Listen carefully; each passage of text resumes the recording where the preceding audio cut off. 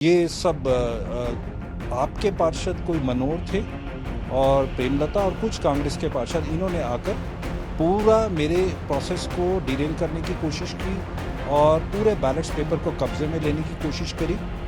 और उन ballot paper को ये कब्जे में लेकर ये सक्सेस हुए, पूरे सक्सेसफुली इन्होंने उनका अपने कब्जे में लेने के बाद फाड़ने की कोशिश करी और लेके भागने की कोशिश करी, which is on the record in the videograph. मेरे जो साइन करने की प्रक्रिया के ऊपर वो सवाल उठा रहे हैं, जिसके ऊपर वो मुझे पता लगा आज उनकी कोर्ट में भी हियरिंग थी।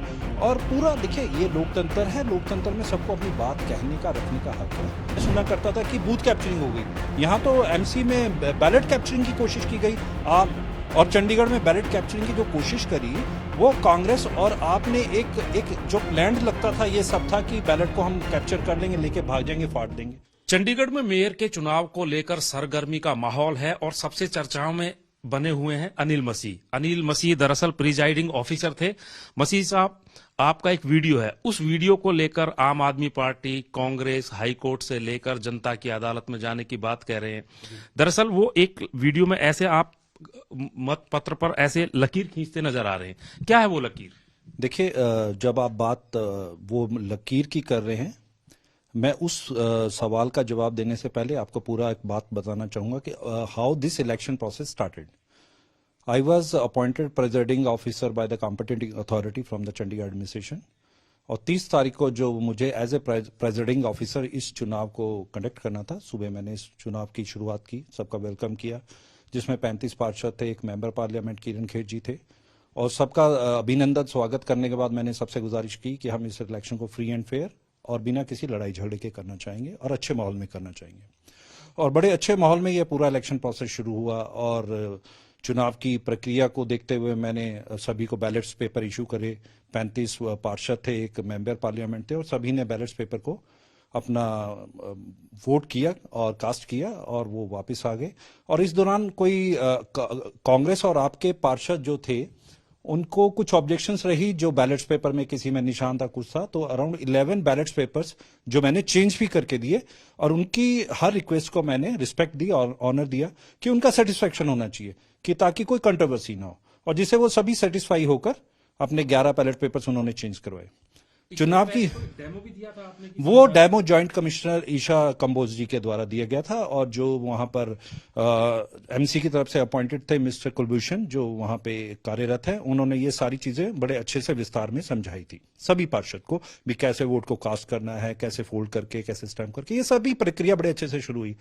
जब सारा वोट कास्ट हो गया, उसके बाद जो काउंटिंग ऑफ वोट शुरू हुई, उस प्रक्रिया में उस प्रक्रिया से शुरू होने से पहले जो पोलिंग एजेंट की जो एक नियुक्ति होती है, वो पार्टी के द्वारा अनाउंस किए जाते हैं। भाजपा से सौरभ जोशी जी थे और आपसे थे योगेश ढींगरा, तो ये पोलिंग एजेंट नियुक्त किए गए। और जब ये काउंटिंग ऑफ वोट शुरू हुआ, तो उसमें मैंने इन्हें पूरा एक्ट पढ़ के बताया और समझाया कि जब मेरा ये पूरा काउंटिंग ऑफ प्रोसेस जो है सारा मेरा खत्म हो जाएगा, फिर मैं पोलिंग एजेंट्स को फॉरवर्ड आगे बुलाऊंगा, और वो आगे आकर सारे बैलेट्स को चेक कर सकते हैं भी किसी में कोई त्रुटि, कोई प्रॉब्लम तो नहीं है, कोई कमी पेशी नहीं है।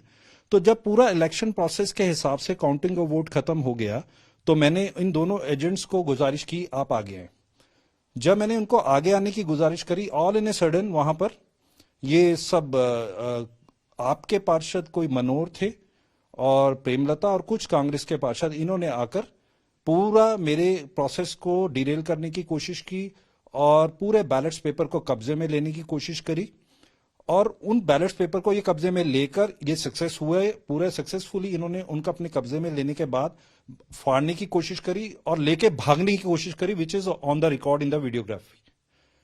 अब उसके बाद वहां पे जो मार्शल थे चंडीगढ़ पुलिस के, वो एक्टिव हुए, उन्होंने इमीडिएट एक्शन लिया। मैं धन्यवाद करता हूं चंडीगढ़ पुलिस का कि उन्होंने किसी तरह से सभी बैलेट पेपर्स उनसे वापस छुटवा लिए।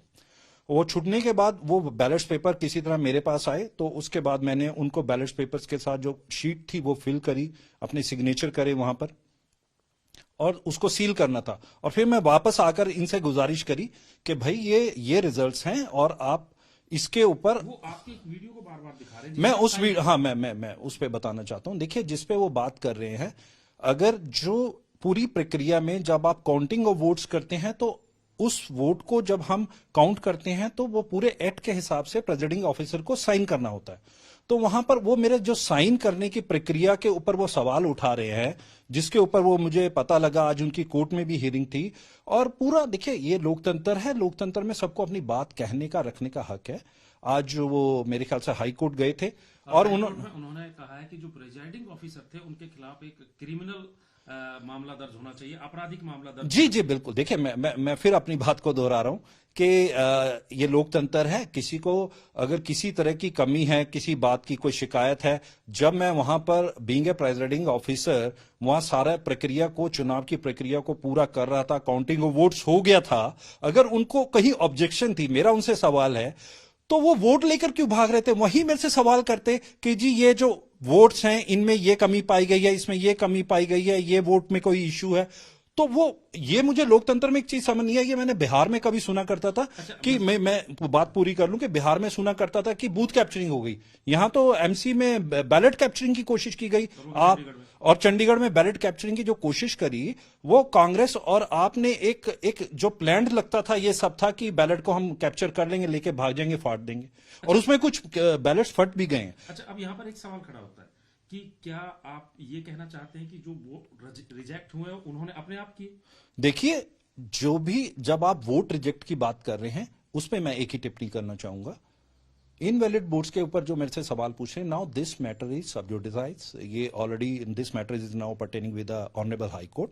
तो इस सवाल पर मैं ज्यादा टिप्पणी करना ठीक नहीं समझूंगा। जो चीजें जब कोर्ट में चली जाती हैं तो वो कोर्ट में ही डिसाइड होती हैं, और ये ऑलरेडी कोर्ट में इन्होंने पिटीशन फाइल कर दिया। जो मुझे आज पता लगा कि इनको और कहिए कि हमें पहले से ही शक था, क्योंकि पहली तारीख पर देखिए, तबीयत खराब हो देखिए, गई, बीमार हो गए। देखिए सर, ऐसा होता है कि बीमारी एक ऐसी चीज है, वो किसी को किसी भी समय में, किसी भी क्षण में कोई समस्या आ सकती है।